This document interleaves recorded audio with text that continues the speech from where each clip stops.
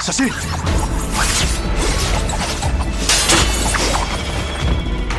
好强的道士！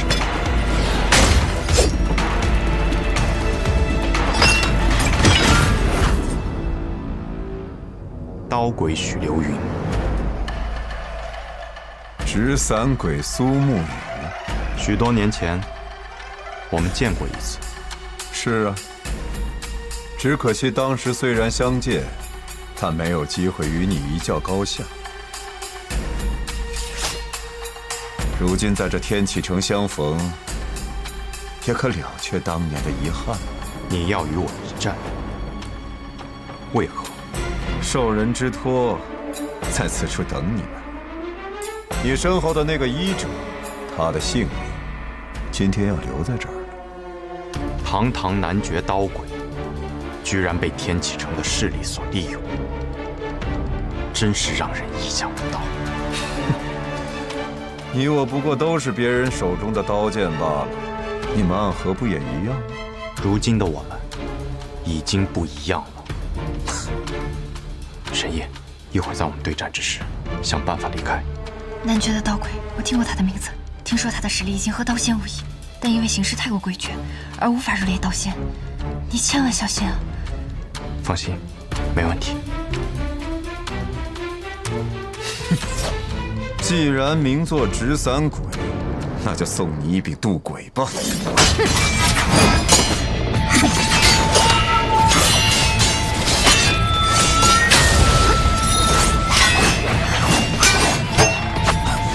转身！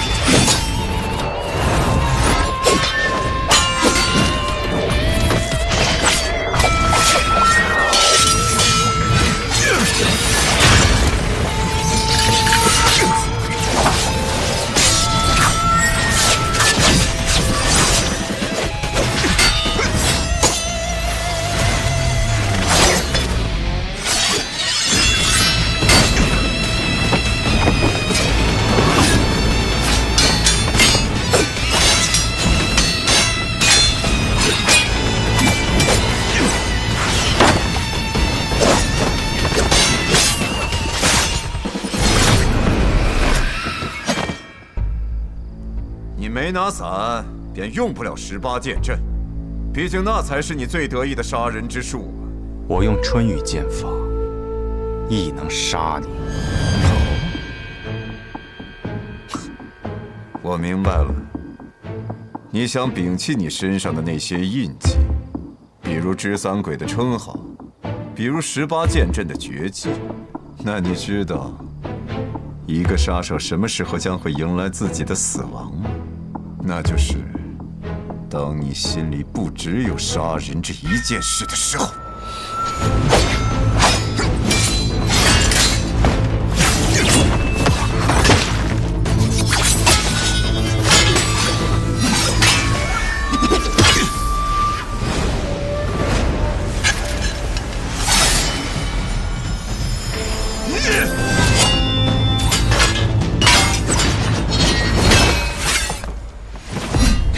当成一个拖后腿的。我终于明白为何你只是刀鬼，无法成为刀仙了。哼，只要能赢，称号又算得了什么？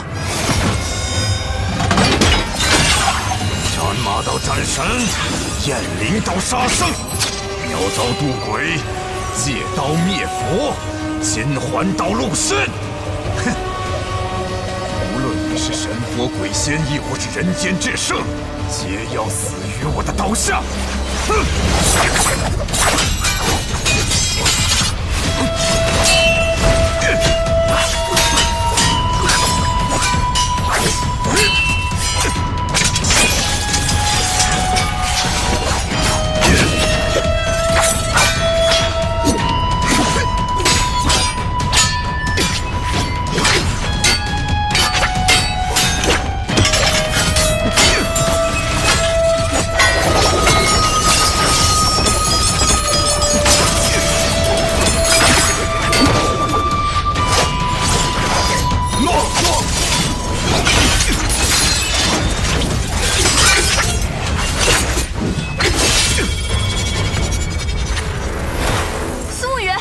出身了，他不敢近我的身，你放心打，打死他！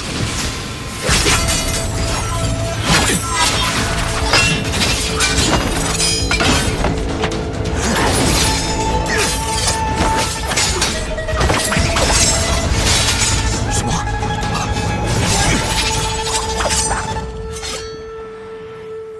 我知道你为何要用这么多把刀了，因为你无法将任何一把刀都发挥到极致，所以你只能同时使出它，来掩盖你的弱点。你说的没错，但我会在你斩碎最后一柄前杀了你，直三鬼。如今我和昌河执掌暗河，你应该尊称我为苏家主。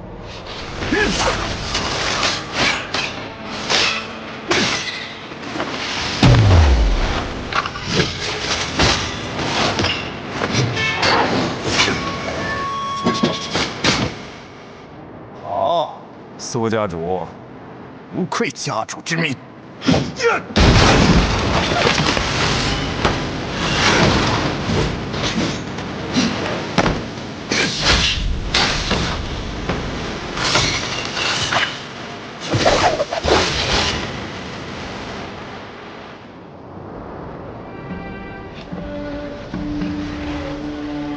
没有人。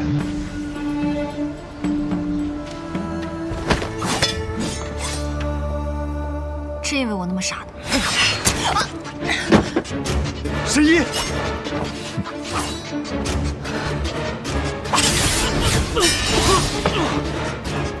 神医，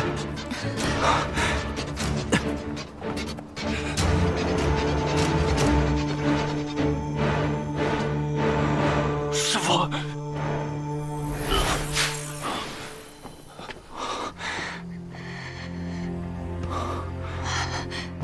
保护之血，疗箱有一个绿色的药瓶，拿出来能保我一命。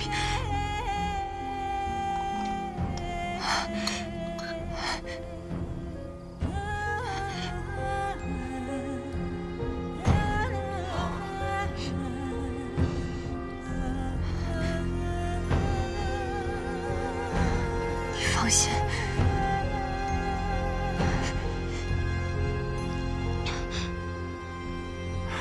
神医，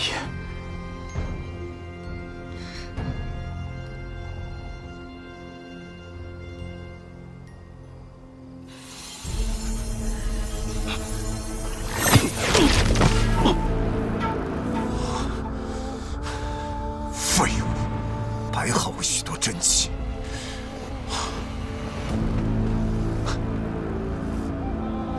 不出剑，仅凭一身剑意和剑气就能杀人。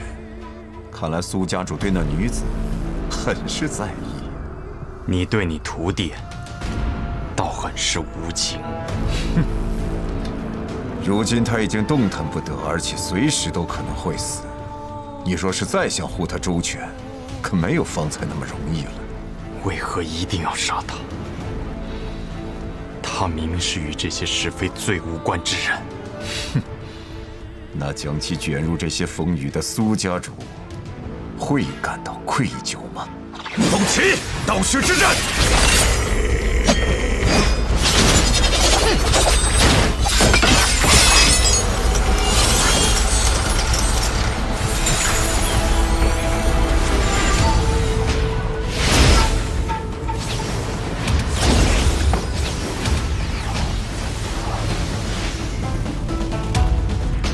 破我的刀虚之阵需要时间，你等不到他了。死吧！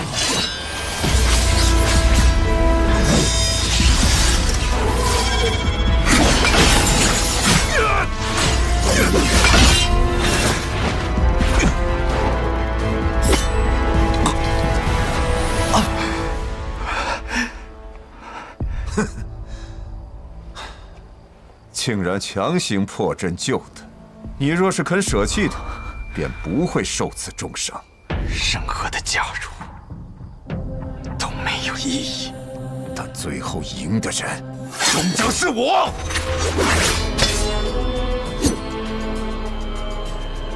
这把刀是我32年前初入江湖时花2两银子买的，期间断过3回，修修补补放入刀匣16年未除。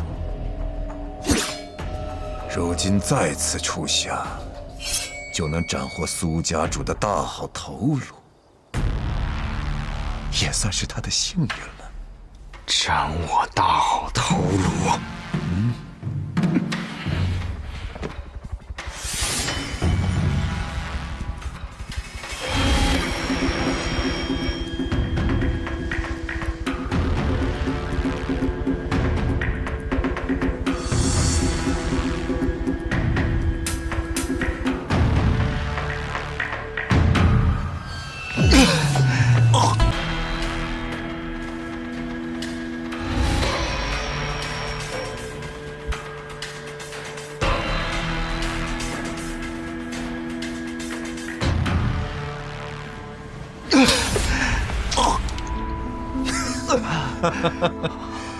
你刚才为了救那丫头，硬扛了我无数刀气，已然受了极重的内伤。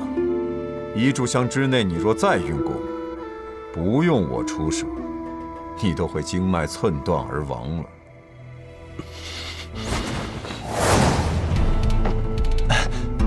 苏公子，屠二爷，苏公子，别老叫我屠二爷了，叫我屠婉吧，你我可是朋友。你抓紧时间调息，我替你争取些时间。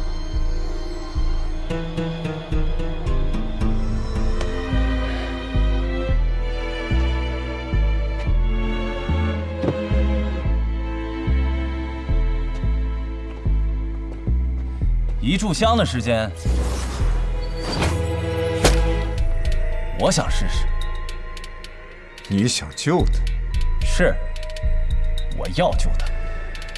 就凭你，以你的修为，还不到金刚凡境吧？哼，被小瞧了呀！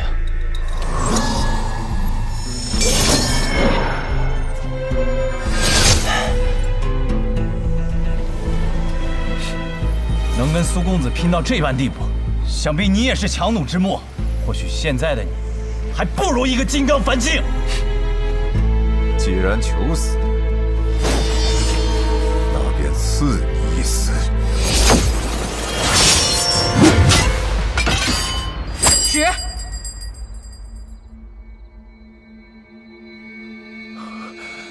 如今只是一个药人，便足以让我落了下风。若将药人组成军队，那琅琊王势必不会是永儿的对手。只是这个叶押，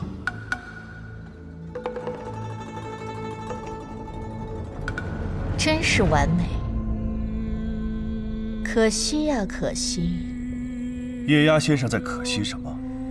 可惜这么完美的药人，我再也复刻不出第2句，别人都不如他。会有的，毕竟天启城中还有许多好的苗子。今夜这月适合死人呢。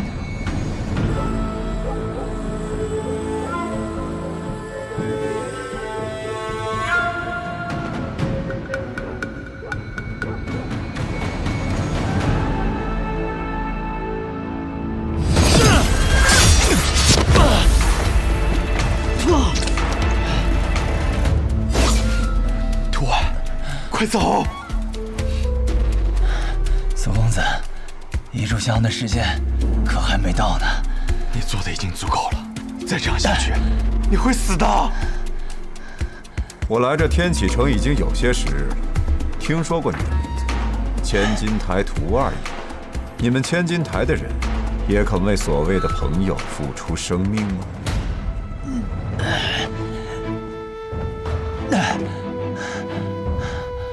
为什么我是屠二爷，就不会为了朋友而死呢？那如果我是屠婉，我会为了朋友而死吗？男人若遇心仪女子，只一眼便可一生不忘，那叫一见钟情；而我们男子，若欲以男子忽决可付之真心，那那叫一见如故。我与苏公子便是一见如故。好一个一见如故！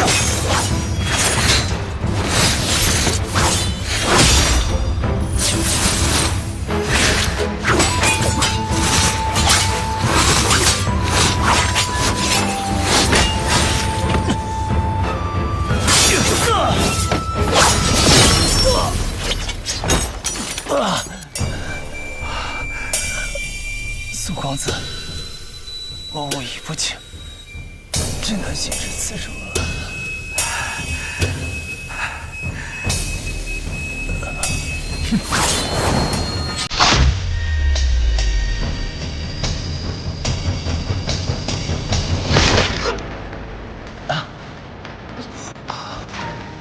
为何一炷香的事情明明还没有到？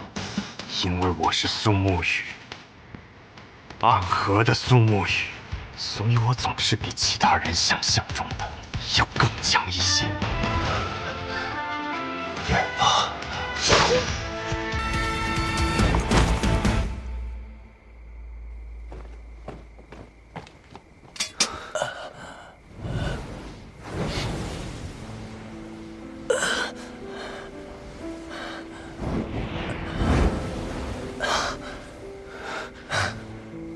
本来打算去越方的，突然感觉到你们这儿有强烈的杀意，当时我转头就跑了。我一连跑过了3条街，我还是想着回来看看，但其实我心里还是很害怕的。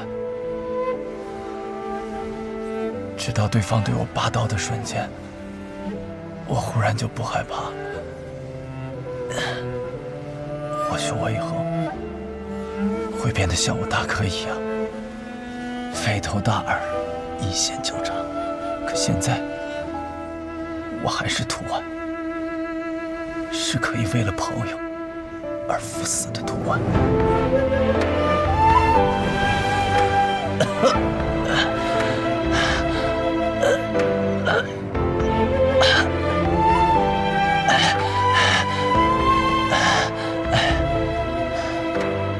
多谢。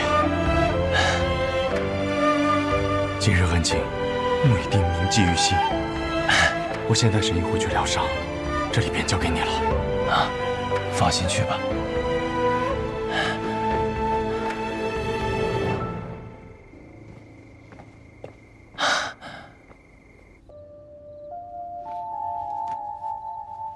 这本古书似乎与药人之术有点渊源。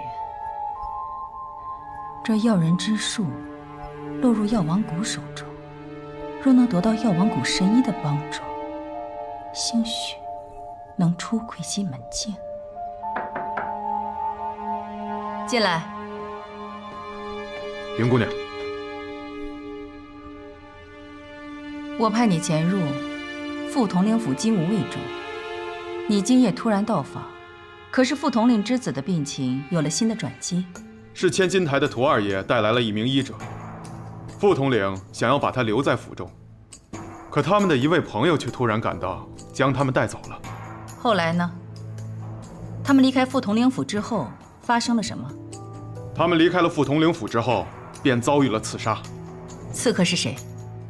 刺客共用了6柄刀。男绝刀鬼许流云。是的，我不敢离现场太近，只是远远的观察，看见那名医者似乎受伤了，好像从一开始，刺客的真正目标便是他。一位能杀死刀鬼的朋友，一名能引来刀鬼刺杀的医者。你说屠二爷是请他们去治病的，他们来自哪座药庄？明丞相的鹤羽药庄。知道了。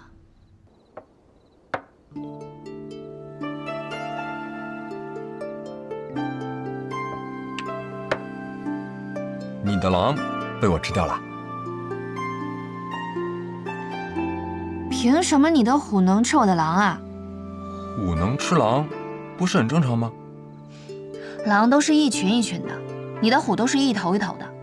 所谓双拳难敌四手，你孤虎难敌我群狼。群狼何在啊？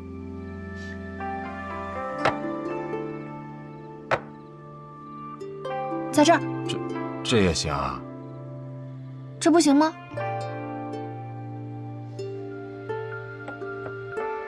啊，我死掉了。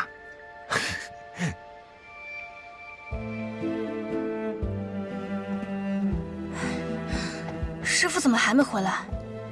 放心吧，有我们苏家主出手，那什么副统领的府邸还不是随意进出。行了，你要实在不放心的话，我给你补上一卦。你算卦就是抛钱币看正反，能准吗？百试百灵啊！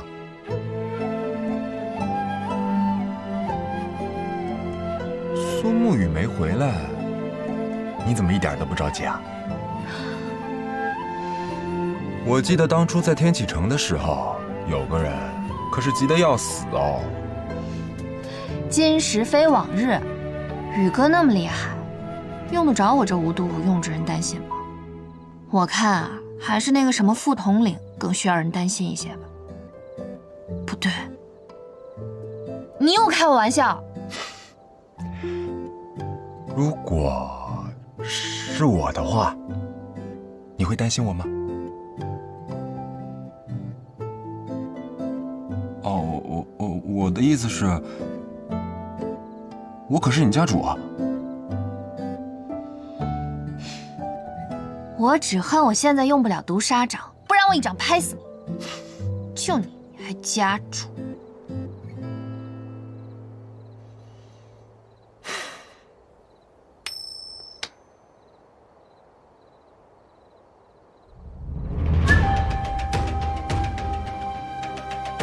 不急。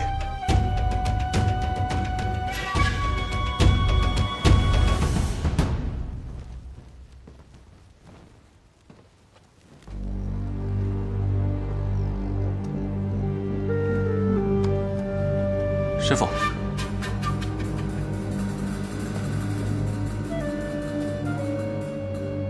许流云死了。怎么会？他不是刀鬼吗？刀鬼也是人，并不是真正的鬼。典将军，也就是你舅舅，请他去杀了药王谷那个小神医，他不敌直三鬼，被反杀。我想，他此刻应是心急如焚，要动用更多在暗中的锋刃了。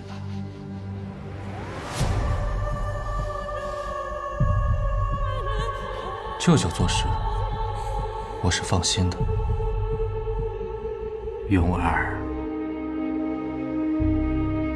你是因为他是你舅舅而放心，还是因为他来办事而放心？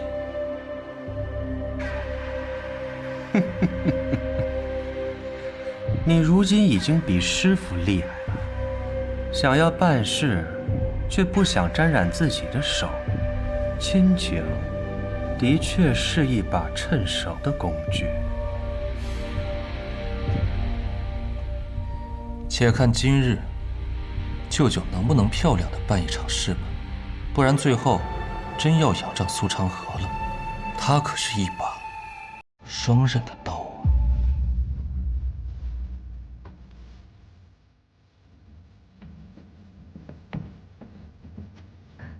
血已经止住了，宇哥，你给师父用了护命的金不破。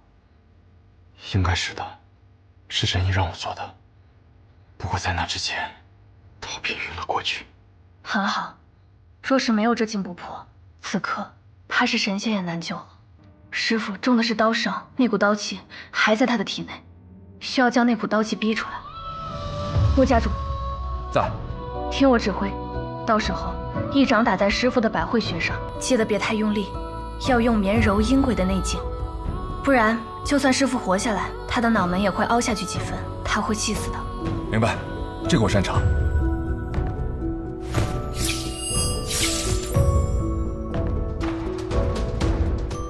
赵岩，我需要做什么？宇哥，你现在什么都不需要做，你也受了重伤，现在应当好好养伤。好，你且安心救他，不必管我。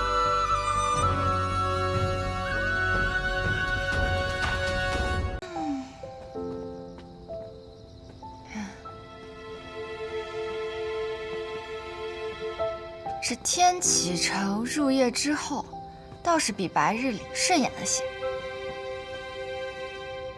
神医不喜欢天启城，不喜欢，这里太大了，房子大，街道大，吃的也大。这小小的一块桂花糕啊，竟然有砖头这么大。这桂花糕难道是越大越好吃吗？南岸，南岸，我要回南岸。应该不会待太久了。对了，苏沐雨，我们此次来天启城，难道不应该尽量隐匿行踪吗？开一间医馆，岂不是告诉了所有人，我们就在这里？暗河入天启，又有何不可能？不过是一个门派来到了皇城之中，我们就告诉所有人，我们在这里，我们的一举一动，皆可立于阳光之下，又有何惧？没错。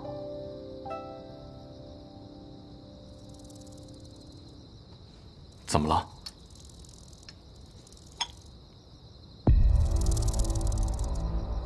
是药王给你的那条蛇？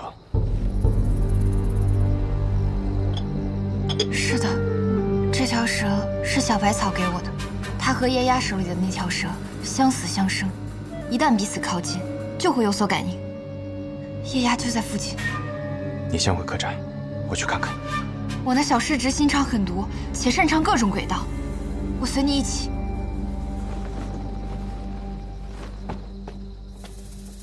神医不必担心，我跟宇哥一起去。也好，那你们千万小心啊。神医放心。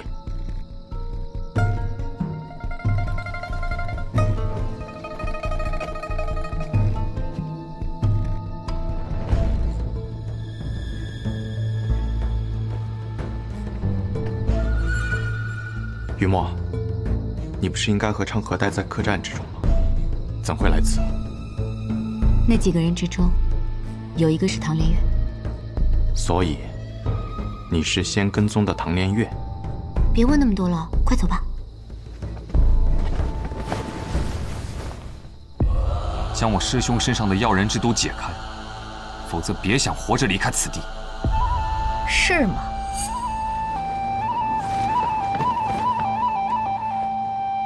苏家主，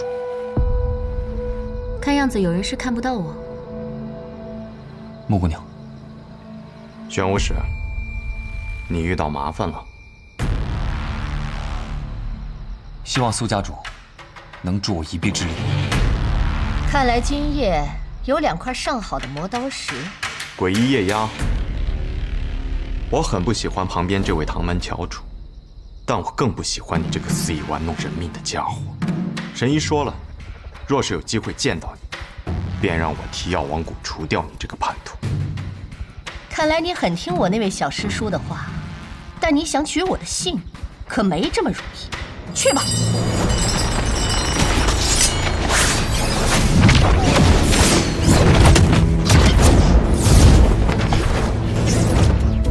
此人是谁？他是我唐门的副门主唐连皇。若苏家主能助我救下大师兄，此恩情我定然此生不忘。恩情？为了报恩，你什么都肯做吗？只要不违背正道。废话。死吧！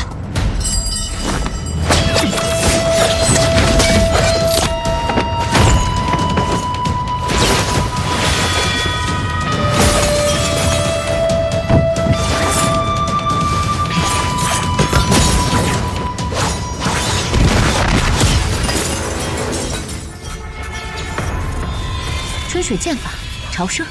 宇哥，为何不用18剑阵？唐连月想要救下他，而不是杀了他。18剑阵是杀人之术，无法救人。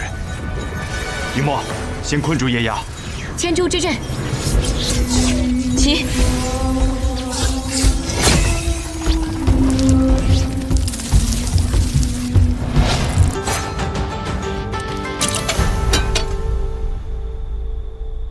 说给员外那位听的话我已经说完了。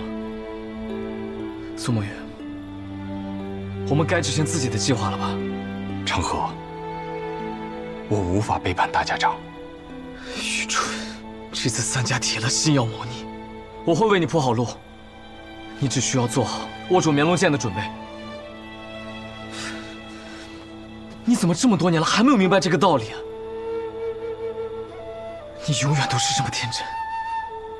大家长与我二人皆有恩情。恩情？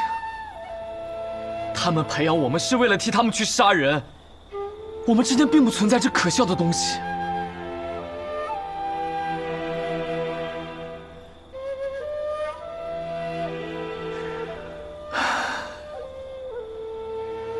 只有你真的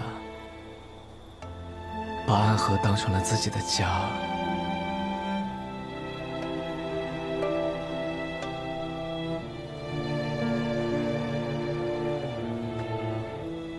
而我却始终做不到这一点。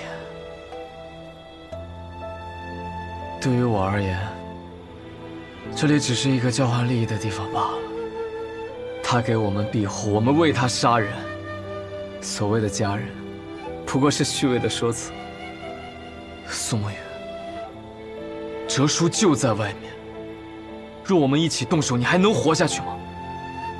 若哲叔与你联手，我自然不是对手。但凡事总要一试。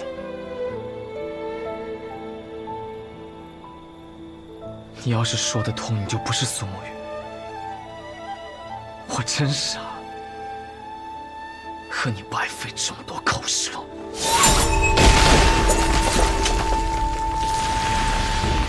慕白，在里面偷听的可还痛快？你是怎么发现我的？因为那个让你来此候着的消息，就是我给你的。哼，咱们都是同族，就该互通有无。谁跟你是同族？苏长河，你给我等着！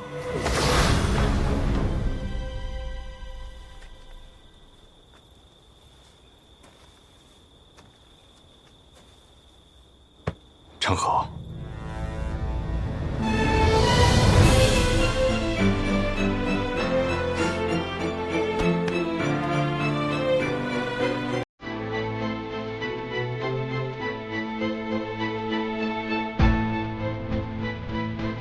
开弓没有回头箭，大家长这次一定会死，我也一定要拿到那龙剑。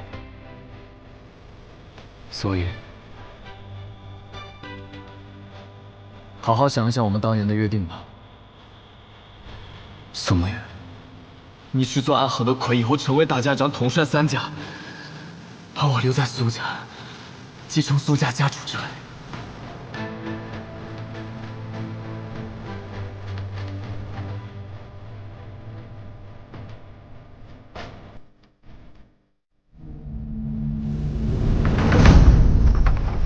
这马车真有意思啊！如此之大，却能行驶平稳；如此之重，却能日行百里。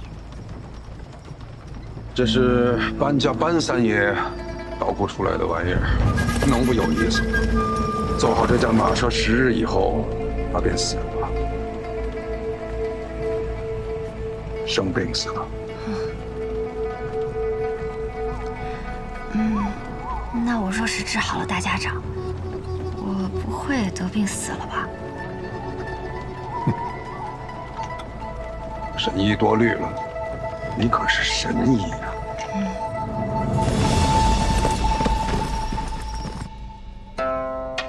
暗河之乱已经开始，不出10日，我们便会得到一个结果，让暗河的水蔓延整个江湖，涌入天启。长河，或许这一次，你我要对彼此真正的拔剑了。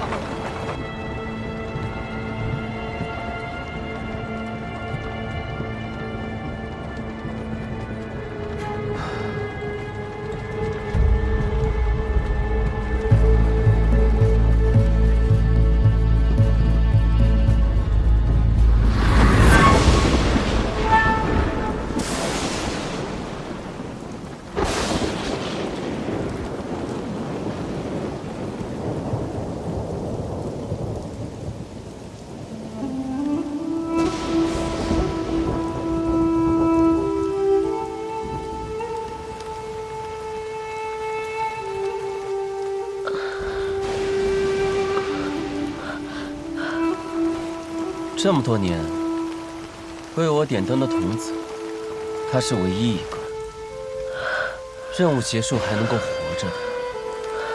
要带他回去吗？不必了。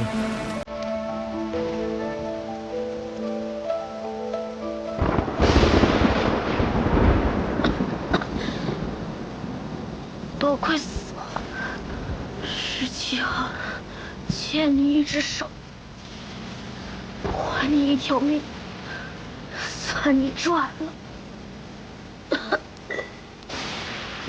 少哀怨的情绪，不舍的挣扎，漫漫长夜中寻你挣扎痛的憋气。你怎么会在这里？我偷听到你们的任务点，私逃出来寻你，我来接你回家。那地方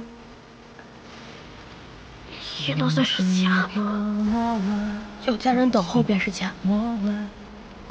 你弟弟还在哪里？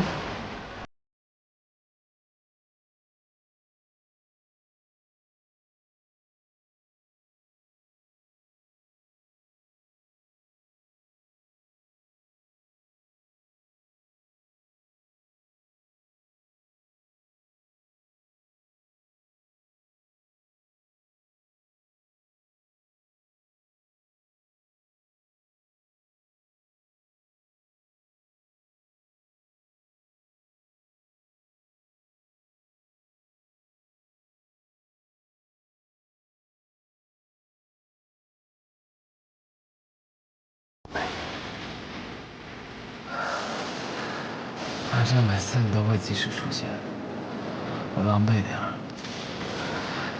也没什么问题。鬼哭院的试验马上要开始了，各家主唤我们回去。这一天终于还是来了。哪里会有彼岸穷尽一生唯一点光，倾尽颜色。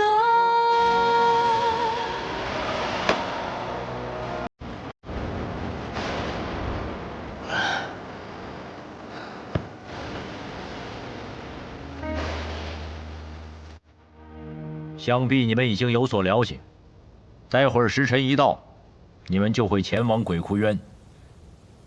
每组10个人，只允许留下1个。第一组86号、18号、74号、42号、34号、26号、17号、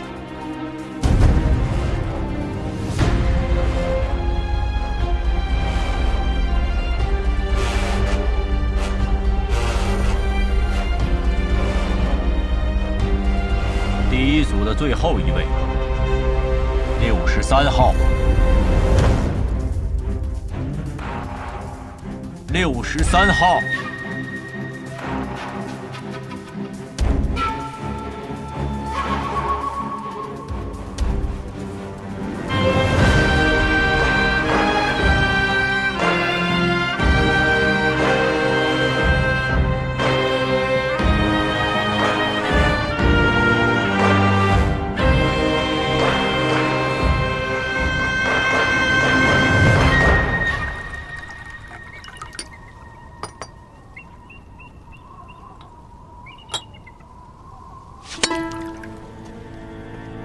谁惹了木秋兄啊？生这么大的气！穆子哲，你明知这2人是我苏家属意的，你这般行事，是要与我苏家为敌吗？别给我扣这么大的罪名，我可不敢。我只是在尽我总教习的职责罢了。职责？不把过强的2个人放在同一组，这是3家都默认的。你就不怕我上报提魂殿吗？等他们情深意重，把彼此看成兄弟的时候，再让他们自相残杀。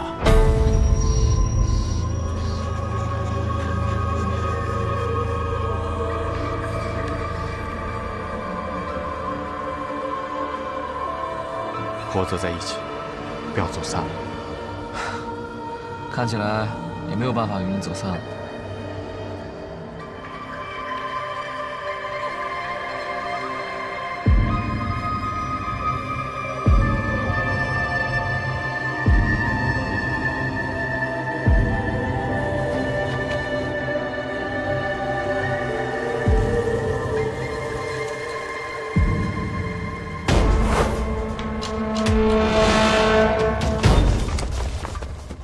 全都来了。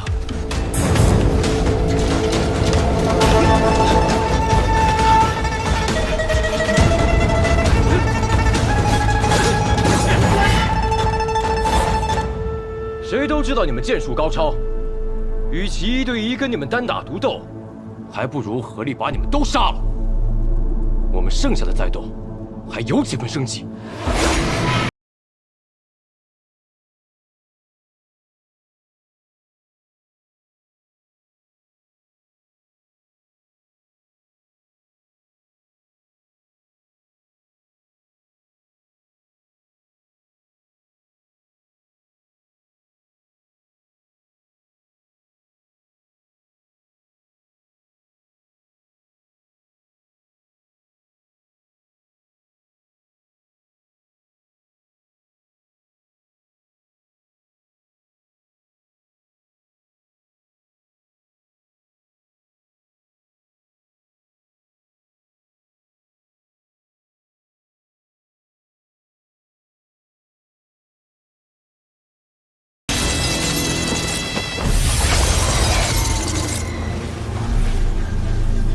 要破8阶阵，唯有牺牲一人才能找到突破之口。我们2个同时上，算怎么回事？我知道，我来。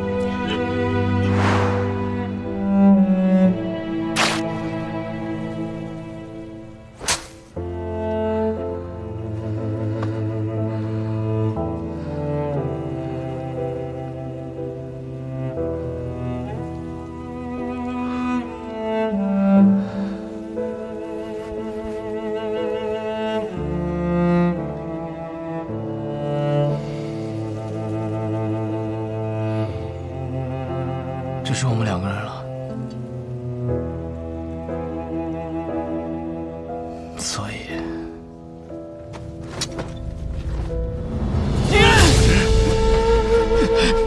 你疯了吗？你这疯子，停下来！我跟你说过，你的恩情，我迟早会还的。我不需要你还。你此前替我做点灯童子的时候，已是还了。暗河的规矩，10个人只有1个人能走出鬼窟园，成为3家之人。你若不成我的妻，我们2个人都得死。一定会有办法的。我去和他们说，他们想要最顶尖的刺客，而我们俩是他们这些年里遇到最好的种子，他们不会愿意就这么失去我们的。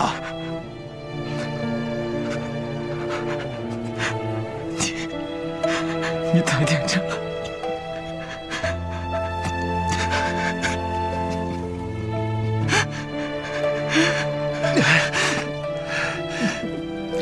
你把手放开！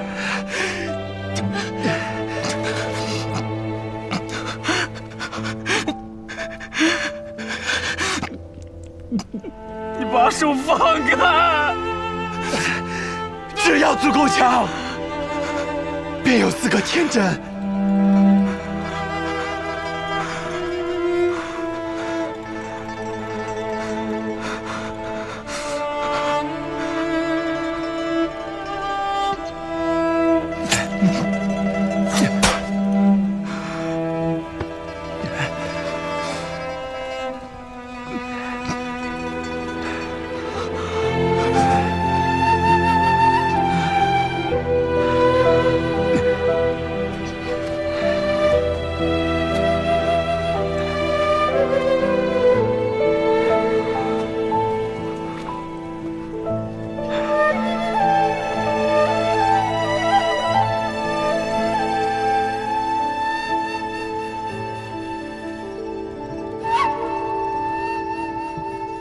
谁先了？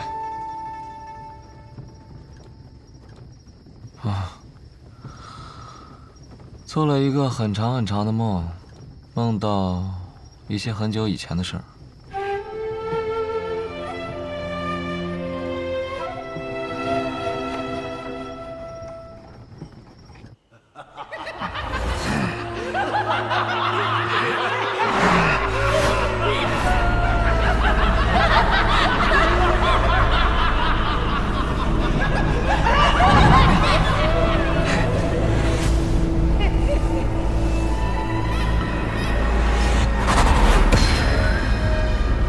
邪魔外道，无尽无身。我们是邪魔外道，不过是些魔障，看我一剑斩了你们！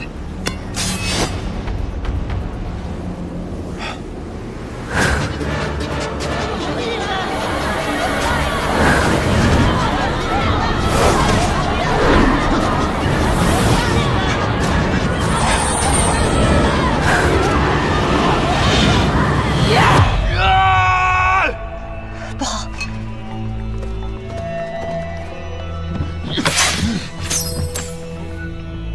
大家长，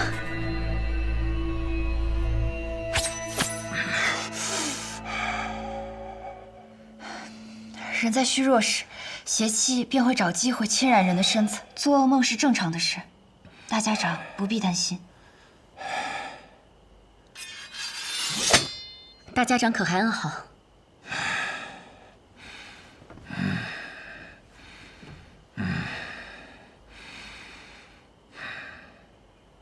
毛头，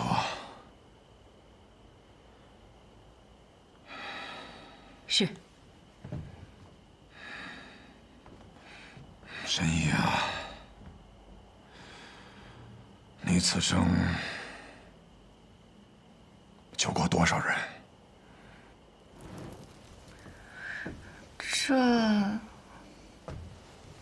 这我哪里记得得？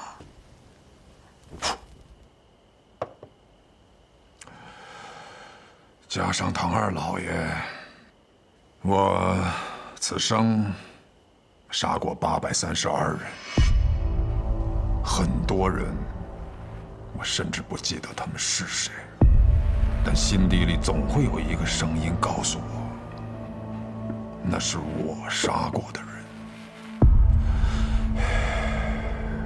其实我不怕这样的梦。当他们出现的时候，我会拿起手边的剑，将他们斩杀得一干二净。我既然杀得了他们一次，哼，那么自然我能杀得了他们第二次、第三次。无论是梦境还是现实，都不会有任何区别。但这一次，当我拔剑的时候，发现手里的剑已经断了，需要让沐雨快些回来。难道大家长就不害怕他在这个时候背叛你吗？不会的。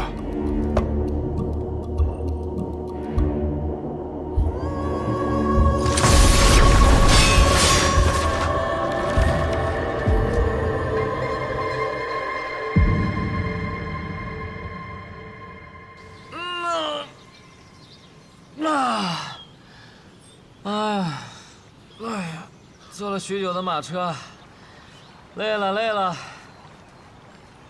小上河，你这个样子能追到鹰，你到底是什么安排啊？追得上，大家长此行北上，无非就是想拖延时间，按照他的手段。老爷子有没有事儿我不确定，但是我们这一批跑腿的，定是要被他清算，所以在我这儿，大家长必须死。然后呢？我对于苏沐雨的安排应当已经到了，让他见见几个故人，拖延一下他追上大家长的时间。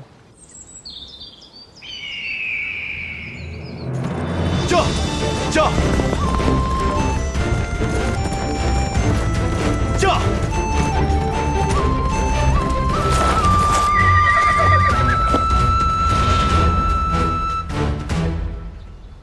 昌黎，宇哥，好久不见了。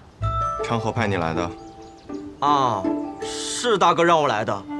他说让我拦住你，实在不行，就哭到你心软。他是不是觉得我不会杀你？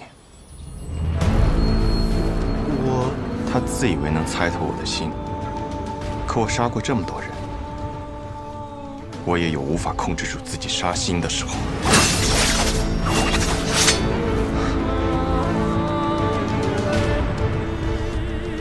若我想杀你，你早就死了。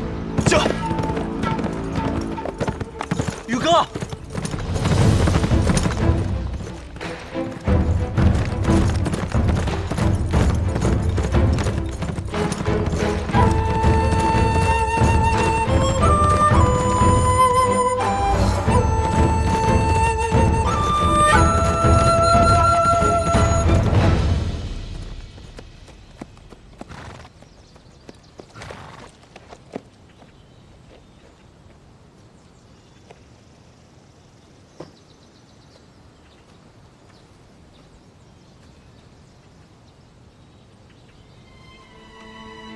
老师，你口中的“老师”这2个字，放在我的身上，我可不敢当。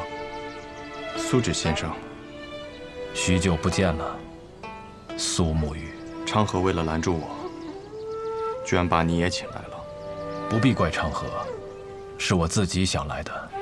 我想此事之后，或许我们便没有相见的机会了，就自请来此见你一下。顺道下一局棋。我在赶路，没有时间。若有机会再见先生，回到暗河，我定去藏书阁拜会。若我没有做到让你下完这局棋，昌河或许会杀了我。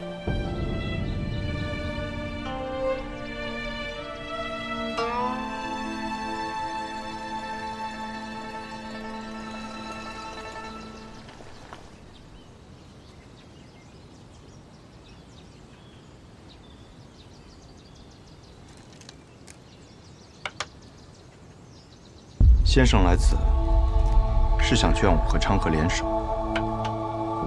你们是暗河这100年来最不可思议的搭档，一起联手破过许多危局。这一次，我相信你们一样可以做到。我听昌河说，4年前你们做过一个决定，他当上苏家家主，你当上大家长，成为执掌暗河的新主人。那他有没有说过？我并没有回答他的决定。大家长他值得你这样做吗？这个问题的答案重要吗？墨雨，当你用一个问题来回答另一个问题的时候，就代表你的内心并不坚固。可这问题没有答案，只有选择。我在苏家待了将近10年，昌河与我更是从同一座炼炉当中走出来的师兄弟。准确地说，我们都是家人。昌河那样的人，可不会把老爷子他们当作家人，他只是把你当作家人。可如今我是魁，我的父亲曾教过我，承诺是比生命更重要的东西。先生您也说过，没了承诺，收了钱的刺客便会因为更多的钱而转头去杀自己的主顾，那么到最后秩序变乱了，刺客便没有存在的理由，暗河也没有存在的必要。你很聪明，但有时候太过于执拗了。已经沦为杀人的棋子，若心中还不存在点执拗，那么活着也像是死了。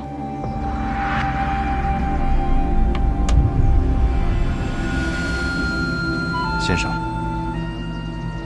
你败了，告辞。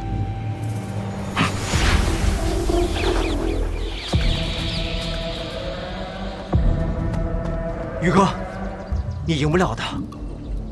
3家家主对大家长这个位置觊觎很久，这个机会他们不可能放过。即便大家长最后把生医好了，他们还是会不惜一切代价把他杀了，这是个必死之局。即使死局，那么昌河他到底想做什么？他想改变暗河，跨过暗河，便能到达彼岸。彼岸之处不再是长夜，而应有光明。和我们联手吧。大哥的意思是，让大家长在一个合适的时机死掉，死之前他把绵龙剑传给你，你执掌暗河，而他则去扫清苏家的障碍，成为苏家家主。到时候其他2家再有不满，你们便联起手荡平暗河。宇哥，抱歉，我有我的选择。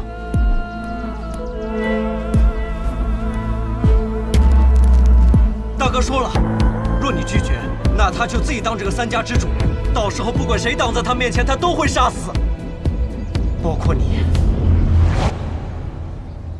他这一生最好的朋友。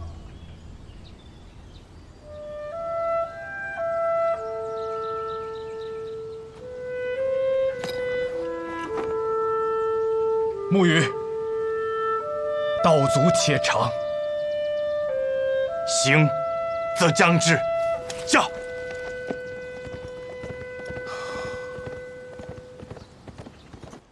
先中毒，再解毒，以身试毒。倒是有种不疯魔不成活的意思。只是我不太明白，为了几张银票，神医愿意为我以身试毒？自然是不愿意啊，我又不傻。不过我有一个办法，既能感同身受的了解大家长体内的毒，但同时又不会死。什么办法？移魂大法。